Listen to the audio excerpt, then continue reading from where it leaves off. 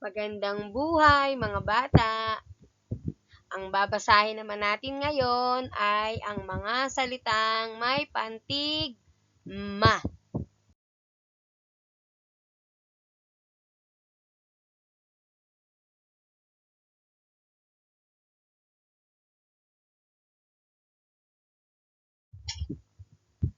O bago tayo magbasa, kakanta muna tayo. O tayo ng lahat. Araw-araw, elepante, ilaw, okra, uulan, uulan. Basahin naman natin. A,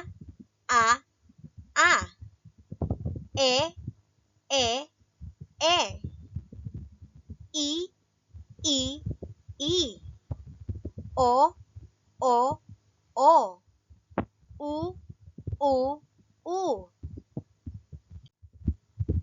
O, ito yung unang pantig na ating napag-aralan.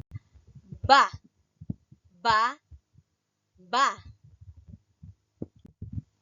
Ito naman. Ka.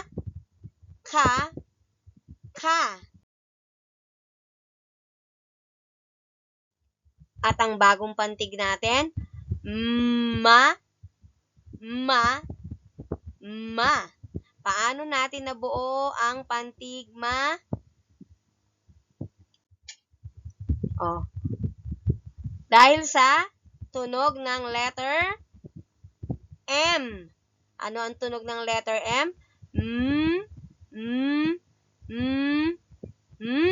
O, dapat ginagaya niyo sa teacher pang nagbabasa. O, tunog naman ng letter A. A.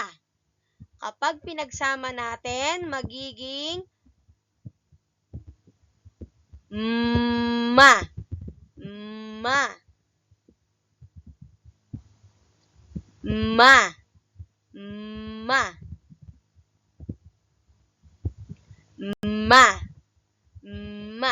Ayan.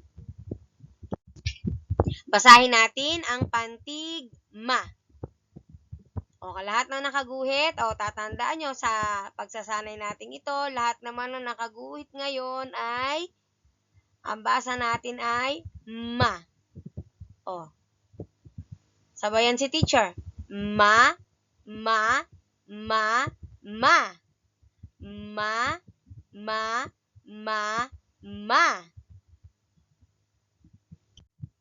O, basahin na natin ang mga salitang may pantig ma. O, dapat kilala nyo na kung paano basahin ito. Kung anong tunog nito. Ama.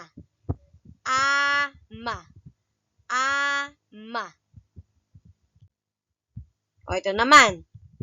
Mama.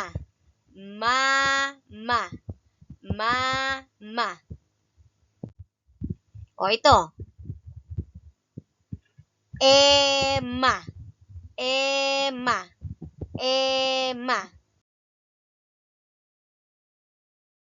Kama.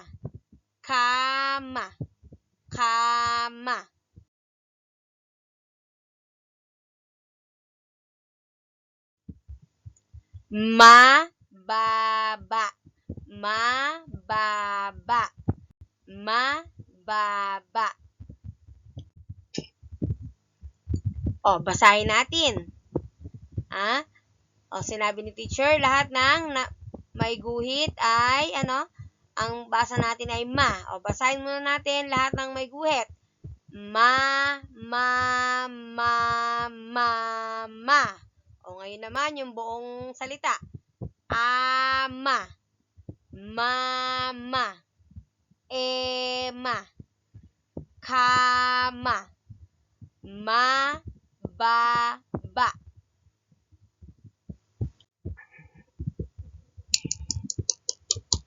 Magaling mga bata. O, tatlo na yung pantig na natutunan natin.